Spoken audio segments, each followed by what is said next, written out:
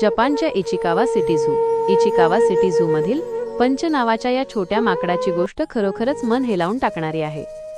तुमच्यासाठी ही गोष्ट एका सुंदर कथेच्या रूपात खाली दिली आहे। चिमुकला पंच आणि त्याची मौसूत आई।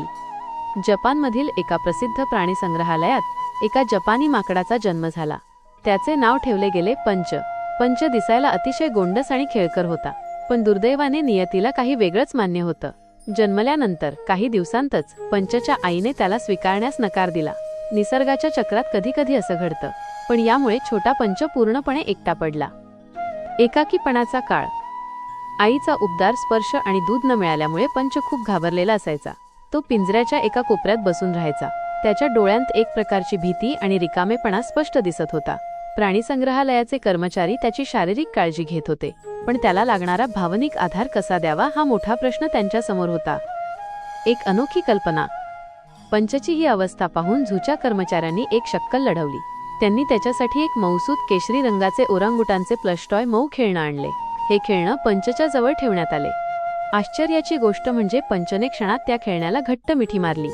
त्याला कदाचित त्या मऊपणात आपल्या आईच्या स्पर्शाचा भास झाला असावा। तेव्हापासून पंच आणि ते खेळणं अविभाज्य झाले। तो ते खेळणं घेऊनच सगळीकडे फिरायचा। जेवताना आणि झोपतानाही ते खेळणं त्याच्यासोबत असायचं। एखाद्या लहान मुलाने आपल्या आईचा हात धरावा, तसाच पंच त्या खेळण्याला बिलगून राहायचा। सोशल मीडियावरची लाट। जेव्हा पंचचे हे फोटो आणि व्हिडिओ बाहेर आले, तेव्हा संपूर्ण जग भावूक झाले। #HangInTherePunch हा हॅशटॅग जगभरात ट्रेंड झाला। लोकांनी त्याला भरभरून आशीर्वाद दिले। एका निर्जीव खेळण्याने एका सजीव जीवाला कसं सावरलं हे पाहून लोक थक्क झाले। नवी सुरुवात।